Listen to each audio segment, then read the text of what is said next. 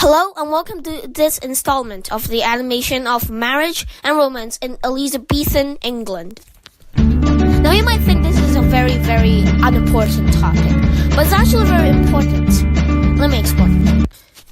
The Elizabethan era was different, partly because gender equality didn't exist back then. In fact, even in America, which we would consider to be a cradle of freedom and democracy and equality, it didn't exist until 1920. And the Shakespearean times were around the 17th century, so yeah. But it wasn't as harsh as back then during the Roman times. So, let us explain. The concept that men still have to protect women from an emotional perspective or a physical perspective was still very overbearing as in the Greek and Roman times. But, well, we might see some gender equality steps in some way. Women were expected to be married and then be taken care of by their husband, or to be taken care of by a close male relative. Otherwise, they might be seen as witches. Yeah, that was the concept back then. Every man who wants to hold a public office has to have a wife. So women were basically pawns. But also, men who want to hold, very important offices also have to take their wife out to meetings or, balls, that kind of stuff. So they want, I guess, beautiful women. So, I'm sorry, bad joke ahead. Hot women were in hot demand. But it is much better than the Roman and Greek times.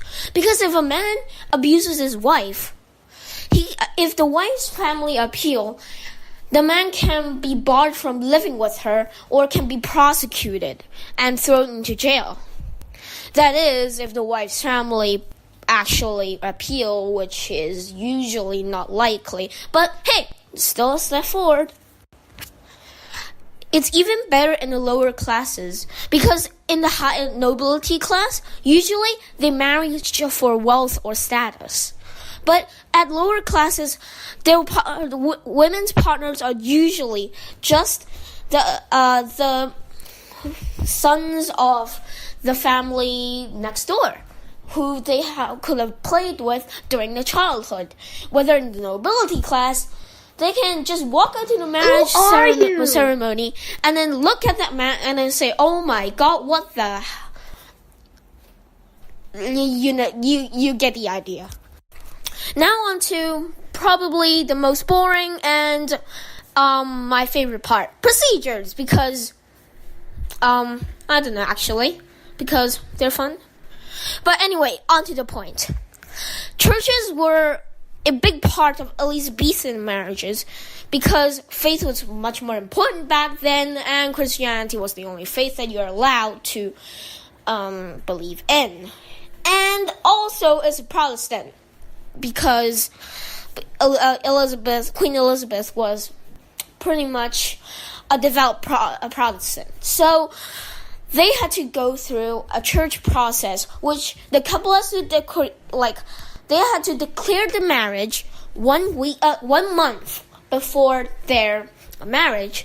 And also, if they want to get married faster, they can make a marriage bond, which is basically a contract. I know it sounds weird, but it's basically a contract where they agree to marry each other, and this could be achieved quicker, around 2 or 3 weeks.